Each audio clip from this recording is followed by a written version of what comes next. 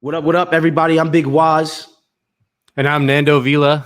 and we are the Woke Bros. Each week, we bring you guys lefty news from a lefty perspective, man. What does that mean? That means news from the perspective of working people like you and I.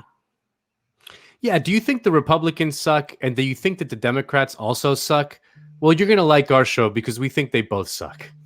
Absolutely. So if you want the news, all Skrilla, no filler, each and every Thursday, please subscribe, rate, review wherever you get podcasts, because the Woke Bros has their own individual podcast feed. Make sure you look up the Woke Bros, subscribe to us, rate us, review us, give us 5 stars, and say that we're the greatest of all time. See you guys soon. Welcome back, ladies and gentlemen, to the latest edition of Woke Bros. Of course, I'm your co-host, Big Wos, aka Wos and Nando Vila.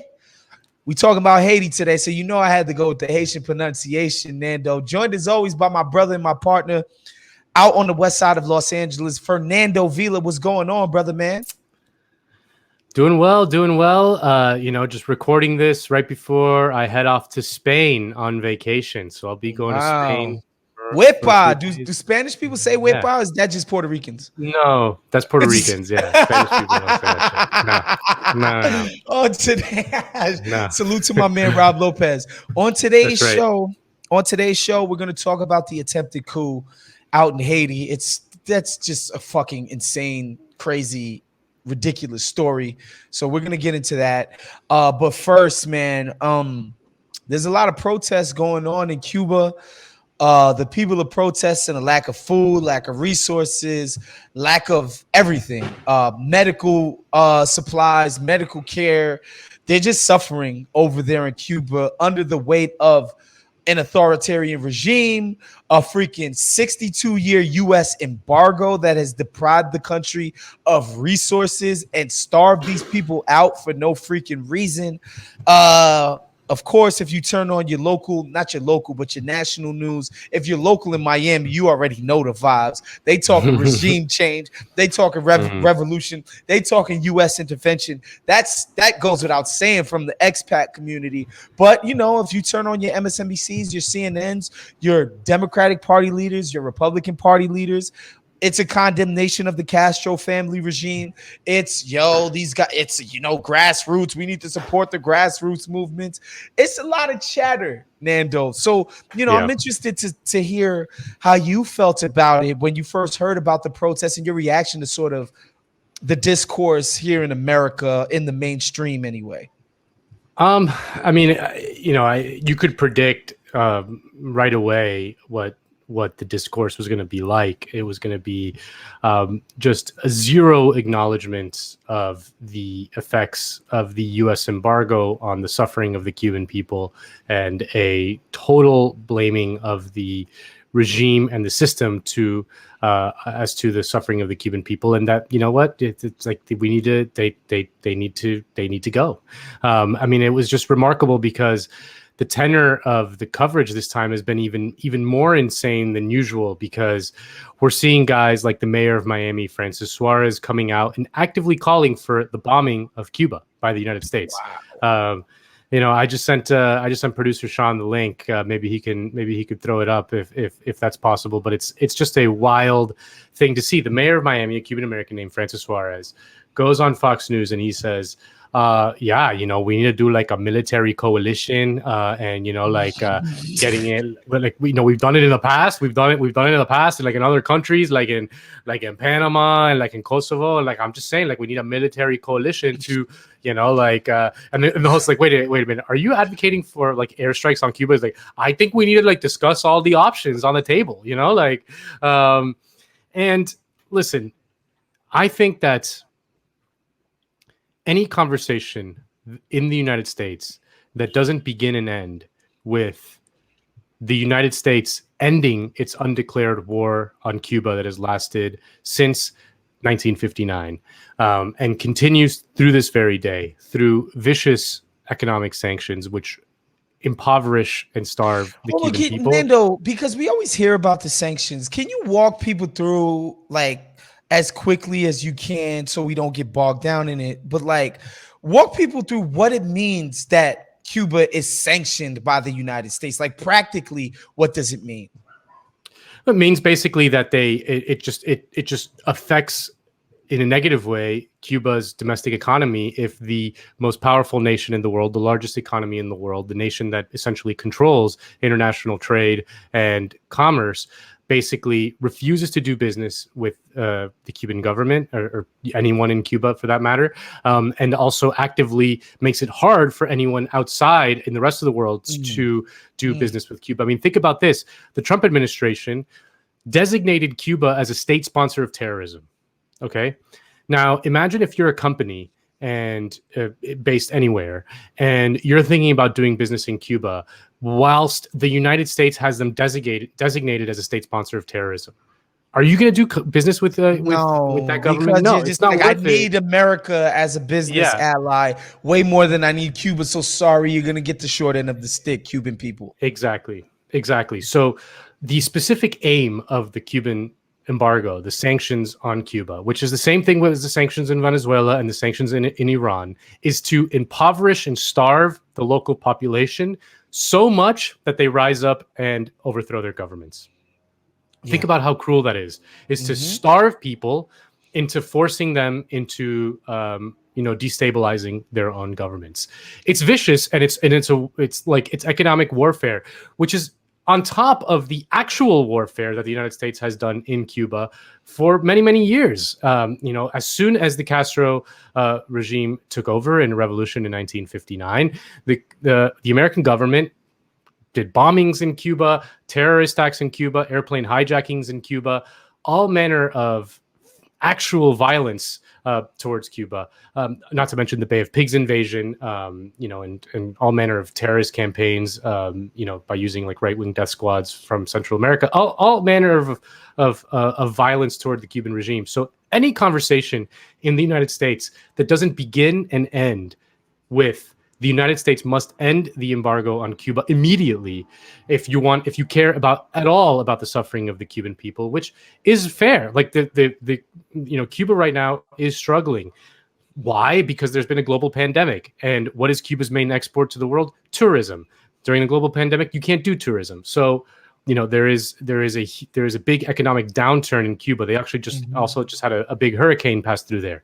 So, if the largest, most powerful nation in the history of the world, the largest economy in the world, is putting an economic stranglehold over a small, poor Caribbean island, it's going to suffer. I mean, the fact that Cuba isn't as bad as, say, Haiti or the Dominican Republic or even Puerto Rico, in many ways, is a goddamn miracle, because those countries are client states of the United States. In the case of Puerto Rico, it's an outright colony of the United States. And those countries are suffering far more than Cuba. Hold on, Nando. But hold on. You're such a damn hippy dippy pie in the sky, limp wrist, leftist liberal hippie idiot. You don't even mention the brutal death squads and the killing regime of the Castro family. These guys have killed, tortured, imprisoned their citizens. There's no free press. There's no freedoms in the country. These people are living under the boot of a freaking crazy authoritarian regime, and it's evil what the Castro family has done. Why aren't you talking about that, Nando? I mean, I'm happy to talk about it, but I have very little. Like, the affairs of Cuba are up for the Cubans to decide. Like I, as an American and, doing media in America, speaking to other Americans, I can somewhat influence the affairs of my government, and what the government that I am a part of and that I am a citizen to and that I vote for is basically putting the boot on a small, poor island nation, and has been doing it for decades. And if we actually are serious about the suffering of the Cuban people, that's step one. This is like step one to any serious discussion about Cuba has to begin and end with the embargo. The Castro regime is, I'm not saying like I would like to live under, that kind of government or anything like that. But the reality is that, like, that is up to the Cubans to decide. That is up to the Cubans to decide, and not for us to put the noose around their neck and then a gun toward their head and then say, like, now decide. That's what drives me crazy about this, is that like the number one factor of the suffering of the Cuban people is the United States embargo. And what you hear from a lot of Cubans in Miami, and even a lot of like progressive Cubans, is like, no, it's not the embargo that's the reason why. Like, oh no, the embargo is like not even a big deal, you know. Oh, it's not the embargo. It's the regime. The embargo doesn't matter. It's like, oh, if the embargo doesn't matter, then let's lift it. Right. Then why don't we lift it? You know, if the embargo was this thing that didn't matter, then we would just lift it. Well, you hear people say things like, well, the regime would just hoard the resources, or I don't know. I like, it's hard, like, because you only get one, I've only ever my whole life ever gotten one version of events in Cuba, and that's Castro kicked my well-to-do family out. Now he has the citizens in there living in squalor. People have died in the Atlantic Ocean, drowned trying to escape from that fucking place. And he's just a horrible person. If it was so great what he was doing over there, why are people dying, risking life and limb to get the hell out of Dodge in Cuba? He's evil. He's horrible. He's our Hitler. X, Y, and Z. It goes on and on and on. That's the only version of events that I've ever been privy to as an American, as it pertains to, you know, the facts on the ground in Cuba. I mean, Cuba is a poor nation. Like, Cuba is poor. Like, you know, just as there are, like, you're from Haiti. Haiti's very poor. There's tons of Haitians, you know, getting on boats and coming to the United States 100%, as well. Yep. You know, like, and so Cuba is not as poor as Haiti. Haiti is much poorer, but you know, Cuba is a poor nation. But I want to play the clip of the mayor of Miami, Francis Suarez. Producer Sean has it up because I think it really captures, you know, the tone of a lot of the Cuban Americans that exist in Miami, and just how much they care about the suffering of the Cuban people. Let's play the clip. A repressive government and a cruel U.S. embargo. They deserve policies that empower them and help them improve their lives. Do you think that President Biden, looking at this situation, will lift that embargo? And do you think that's what he should do? No, I don't think the embargo is cruel at all. And I think that the Cuban people are not asking for a lifting of the embargo. They're going out in the streets every single day talking about the failure of the communist regime to provide for its people. And I don't understand why that's so difficult for people to understand. It has failed for 6 decades. And what should be being contemplated right now is a coalition, a potential military action in Cuba, similar to what has happened in both administrations, in both Republican and Democrat administrations. In Republican with Bush in Panama, they deposed Noriega, and that country had peaceful democracy for decades. And you had interventions by Democratic presidents, you know, taking out Osama bin Laden in Pakistan. It's a sovereign country where they took out a terrorist that probably saved thousands, if not hundreds of thousands of lives, and President Clinton in Kosovo intervening in a humanitarian issue with airstrikes. So there have been many opportunities in the history. Are you suggesting airstrikes in Cuba? What I'm suggesting is that option is one that has to be explored and cannot be just simply discarded as an option that is not on the table. And there's a variety of ways the military can do it, but that's something that needs to be discussed and needs to be looked at as a potential option, in addition to a variety of other options that can be discussed. Yeah. Man, you know what's so funny about that, Nando? It's amazing. Is the synergy between Haiti and Cuba, in the sense that the Haitians in 1804, they finally defeat France after like a 10 to 12 year war, and they declare themselves an independent nation. And the United States and, you know, basically all of the European powers say, we're not going to recognize them as a country. And so anybody who's doing business with us also isn't going to recognize them as a country. We're going to completely rob them and shut them out. And when we finally do recognize them, we're going to tell them that they owe France reparation for no longer allowing them to be a slave colony. Right. Which they paid. Right. Which they paid, and starved the nation out and set it on this course of perpetual poverty and misery and all of this kind of stuff. And people say, well, you know, why can't the Haitians get their affairs in order? Why can't they be like the Trinidads? Why can't they be like the Jamaicas of the world? Why can't they be like Barbados? It's like, well, those countries weren't formed under the same circumstances, right? And you know, Haiti was an existential threat to 100%. the United States because it's the only ever successful slave revolt. Yep. You know, and that just they couldn't allow that to succeed because they had a bunch of slaves in the United States that would have been like, bad. yo, yeah, just marketing as a slave operation, like just be like, yeah, no, this is cool. This can stand. It's like, no, it can't. Like it, and you know, and just the news. They were so paranoid about just the news getting out that successfully slaves had overthrown the fucking mighty French. Like that was just a non-starter for those guys back then. But no, I see the synergy there in the sense that the United States deciding we're not going to fuck with you, we're going to starve you out, and we can do that because we are just fucking all powerful, and the negative effects that it can have on a nation. And this idea that this fool would go on TV and says they're not asking for the end of the embargo. What do you think would happen from other people opening business in Cuba? Like, what are you talking about?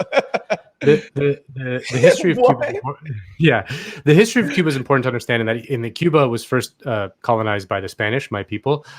They ran Cuba as a brutal colonizing, occupying nation for hundreds of years. It was actually Spain's last colony, and it was the crown jewel in the Spanish Empire.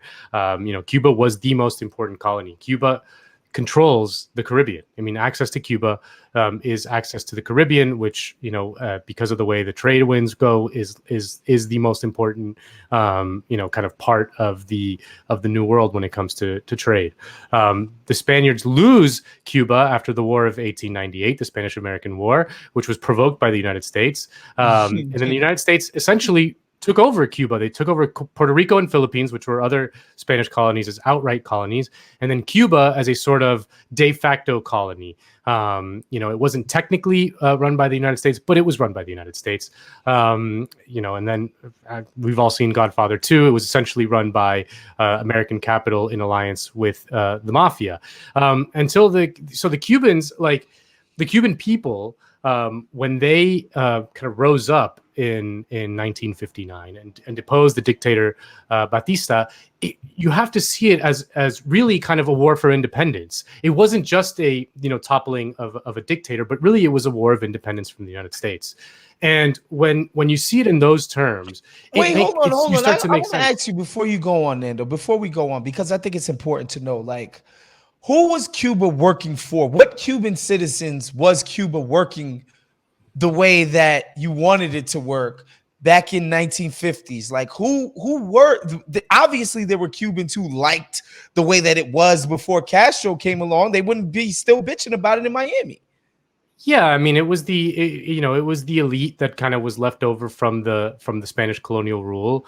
There was a business elite and a sort of educated kind of professional elite. There was lawyers and doctors and things like that, but there was also just kind of like the bigger capitalist people that worked with very closely with the regime, as well as with the organized crime interests in the United States and large corporate interests in the United States. I mean, there was a Cuban elite that was living a very nice life. Cuba's a beautiful place, but there was this mass of incredibly poor and oppressed people, especially in the countryside. Things like that. There were. Oh, you never hear about that. You never hear about that in the mainstream. Yeah. And so if you understand that war as a war of independence from the United States, you can see why the virulent sort of response from the United States starts to make a lot more sense, because there's war from there's people that topple regimes all over the place, but none have held kind of such a hold over the American kind of imagination as Cuba does. Really, it's Cuba and Iran. Those are the two that just still sticks in their fucking craws. It's because they beat us. I mean, it was Iran. I mean, people don't realize that Iran fucking killed 300 Marines in Beirut, like working with Hezbollah. Like Iran kicked out the Shah in a revolution, a Shah that was controlled by the United States, and the people rose up and kicked him out. And Iran was essentially a kind of neo-colony of the United States as well, from 1953 to 1979, when the CIA deposed the democratically elected leader of Iran, a guy named Mossadegh. So once the United States doesn't like to lose those neo-colonies, they don't like to lose it. They don't like it when the people rise up and take their country back. You know, the nature of the Iran regime is one that I don't like as well. It's a kind of like a religious fundamentalist regime, but it does have, and it has had over the years, especially in the early days, the support of the vast majority of the people in Iran. And it's just not our business to decide their affairs at all. But the United States has had a hard-on for Iran since then, because they kicked our ass. I mean, that's just what it is. They don't forget that shit. I love that you can see the results of Iraq, Iran, Afghanistan, and think to yourself, that's what I think the Cuban people deserve. That. Yeah, just fucking bomb, like just a fucking bombing campaign. Not Iran. I meant to say Libya. No, that's what we want for the people of Cuba. We want what happened in Libya. We want what happened in Iraq. We want ISIS. We want a power vacuum to emerge, and we want a civil war. That's what the Cuban people deserve, for sure. Yeah. No, it's great. No, you love to see it, but it's just, I mean, this is what frustrates me. And I know a bunch of even like progressive Cubans who I'm friends with and I like, and I can empathize with their feeling of like, well, look, something has to be done. And it's like what has to be done? Like, what are the policy options available to Joe Biden? We're already doing like brutal economic sanctions on Cuba. Like, we can't, like, what's the next step? An invasion. And like, with regard to the embargo, I think it's worth pointing out that the United States is completely isolated in the world on this issue. Like, I think it was last month or the month before, there was a UN vote on the embargo.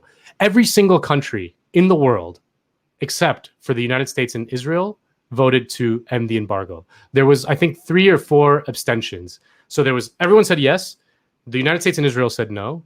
And I think there was 3 abstentions. One was Colombia, Ivan Duque, like extreme right-wing maniac, Brazil's Jair Bolsonaro, and Ukraine were the 3 countries who abstained. Even though, like, even the absurd, like, insane right-wing maniac Jair Bolsonaro couldn't bring himself to vote no, they just abstained. The only countries were the United States and Bibi Netanyahu and Israel who voted no. Right.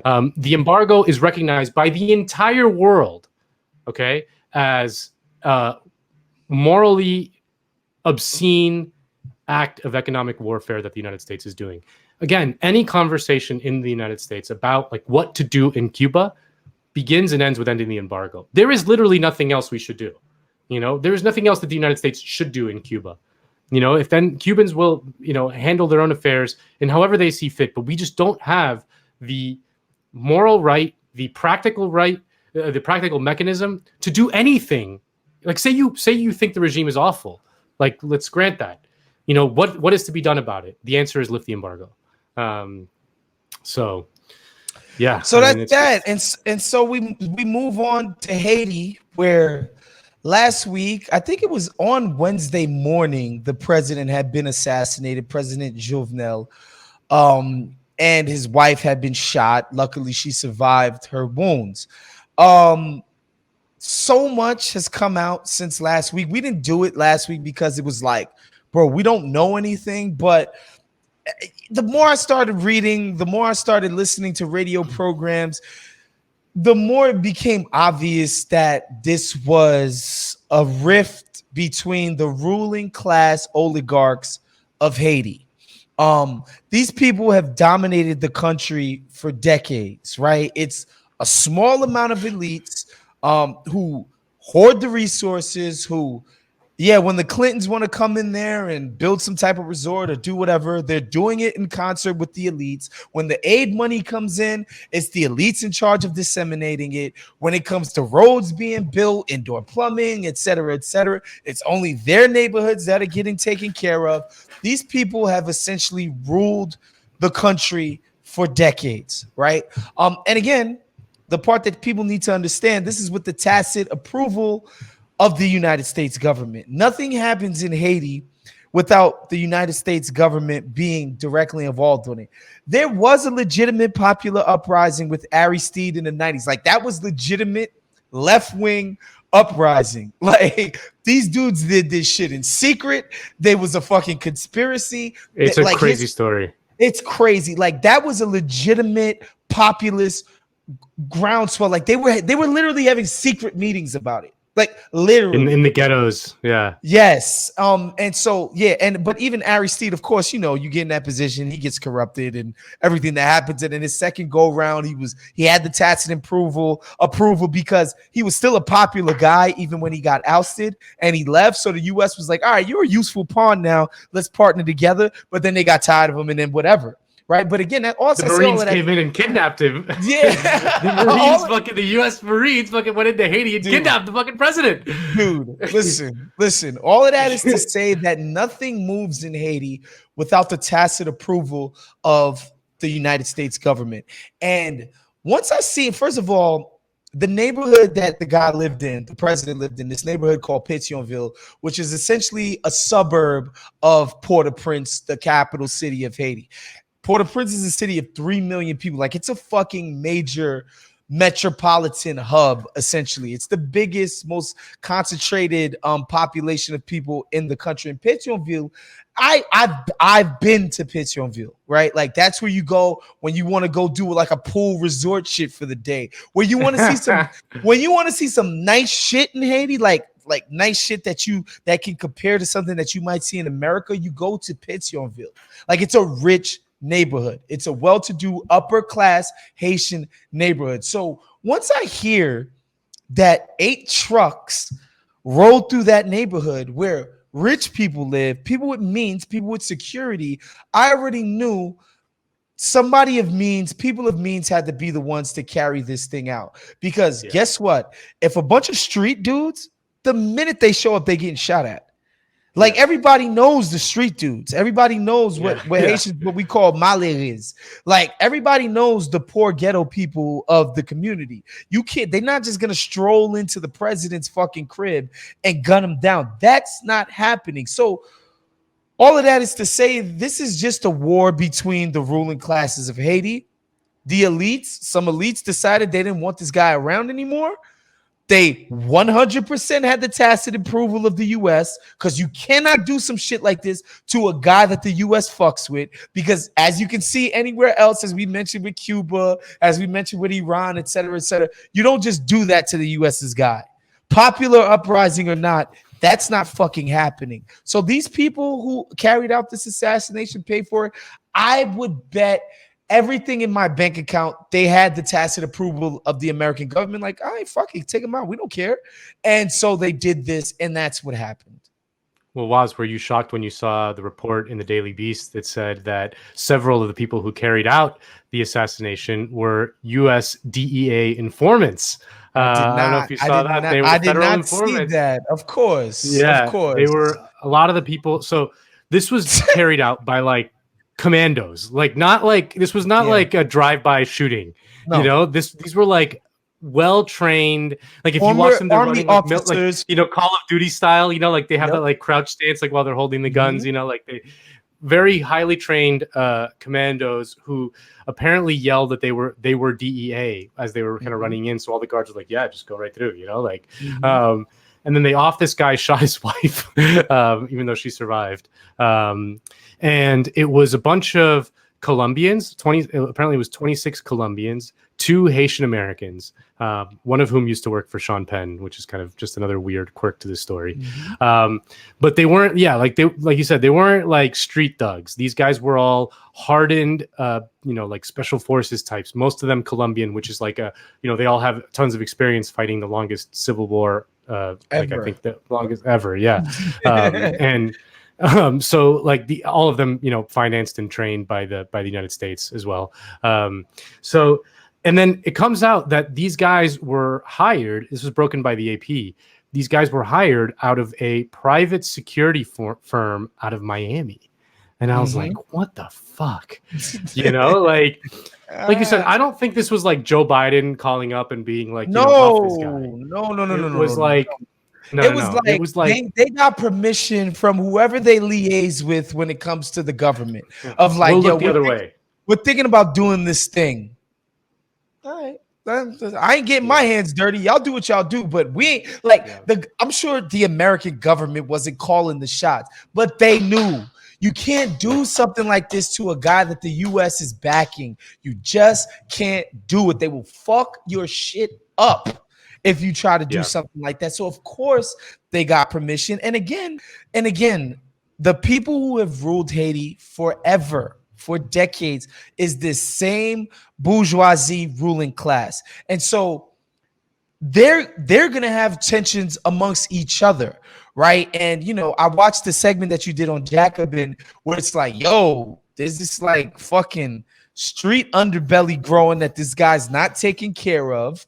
He's trying to make himself president for longer. Like, nah, fuck that shit. We're getting this dude out of there. And again, how there was some money behind it? Like, bro, 30 fucking dudes? Like even in like 8 black Nissan Pathfinders. Even if you want to say they probably got $1,000 each, or $1,500 or $2,000 each, like there's not a lot of people in Haiti that can just put together 60,000 G's, bro, to do some type of shit like this. Yes, that's not a lot of money in our parlance, but trust me, in the context of Haitian life, there's a very small amount of people who can not even if you have 60 G's yourself, you can put 60 G's together to do this. Not to like, build some shit or make a crazy crib or build a school. No, to just kill somebody, get somebody killed. Yeah. Like, that's an extravagance.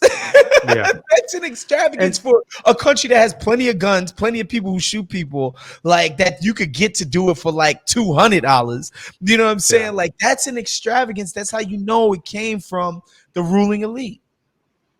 And Vice has a like a 45-minute documentary that came out before this assassination was happening, but it talked about it was a documentary about the political crisis in Haiti. And I have my issues with Vice and all that stuff, but I think it's still worth watching the documentary because it describes the political crisis, which was basically, there's been massive protests in Haiti for like 2 years. No one fucking liked this guy. But at the same time, because like shit is getting so bad in Haiti, there's been this kind of street gang alliance that has been forming called the G9, where like a bunch of different gangs kind of got together and like put aside their differences and are uniting, and they control as much as a third of Port-au-Prince. And I think that's what's key to understanding here. Like it's that the local bourgeoisie was like, yo, you got to get this under control. And like he wasn't doing it, or, he was unwilling or unable or whatever to get this kind of like rising violent power of the street gangs under control. So they were like, you got to go. He's got to get out of here. He was trying to cling to one more year of power, and it's debatable whether he had like a legitimate claim to that or not. It doesn't really matter. The point is that they wanted him out, and he wanted to stay for a year, and they're like, all right, fine. We'll take you out. It's a pretty fucking wild story, man. Yeah, and again, the part where a private American security firm, which is just basically a private army, which I don't know why this isn't a bigger part of the discussion. Like the idea that we have private fucking armies for hire, like, and that shit is just cool. Like, I don't understand the concept of a private armies in America when we're spending $1 trillion a year on military. What are we spending it on? Well, I mean, it's a transfer. I mean, what it is, it's a transfer of wealth exactly from the public, from the public taxpayer to private shareholders. I mean, is what it is. Producer Sean's telling us he's got some video on Haiti. Maybe it's worth him throwing it up. Please play that. Tonight, Haiti is a country under siege as the manhunt for the killers of President Moïse ramps up. More than a dozen captured in the last 24 hours, with at least 7 others killed. One of those arrested, a U.S. citizen from Florida, James Solage. Authorities still trying to figure out why a hit squad of roughly 24 men assassinated the president. Tonight, we're learning President Moïse was shot 12 times in the head and body. His wife shot 3 times, and their daughter survived only because she hid in a bedroom and managed to escape. Former Prime Minister Laurent Lamothe is calling for an international investigation. This was a contracted hit to go and kill the president, silence the president. We cannot wait. The world cannot wait. It's important for every Haitian's security and for the country's stability to get to those who have financed this assassination of the president. Moïse had become increasingly unpopular for clinging to power after his term expired in February. Protesters had been demanding his resignation for months before he was killed. A new power struggle has begun, and in the Haitian capital, the fear is palpable. What is going on? Because we do not understand the game on the ground. We do not know who the players are. We do not know what the purpose is. We do not know how it's going to influence the future of us now here today and my children. Because what we're living today is going to be dictating the future of my children. A country so familiar with turmoil, now forced to endure a new crisis. Vladimir Dutier, CBS News, New York. It's just a wild story. It's, again, like, I think that the presence of these private contractors, I mean, and details are still coming out about them, but like, it seems like the guy who runs it is this Venezuelan guy out of Miami, and he's the same guy that Richard Branson hired to do security for the concert that he did on the border between Colombia and Venezuela. I don't know if you remember that. That was all like a fucking CIA operation, pretty obvious, like that Richard Branson financed, and this guy did the private security for it. I mean, it's just, there's a lot of smoke there. I mean, these guys were all federal informants. They were, working out of Miami. I don't know. It just seems pretty crazy. I mean, I'll remind people that just last year, another private security company out of South Florida was hired to do a coup d'etat in Venezuela. They were a lot less successful than these cats. A lot less successful than these cats for various reasons. It looks like the guys that they hired were much bigger jokers. It looks like these guys are fucking serious, like hardened, mercenaries. They hired Colombians instead of Americans, which means that they're just more, they're harder. But and also just the Haitian state is much weaker than Venezuela, which is a much more militarized state.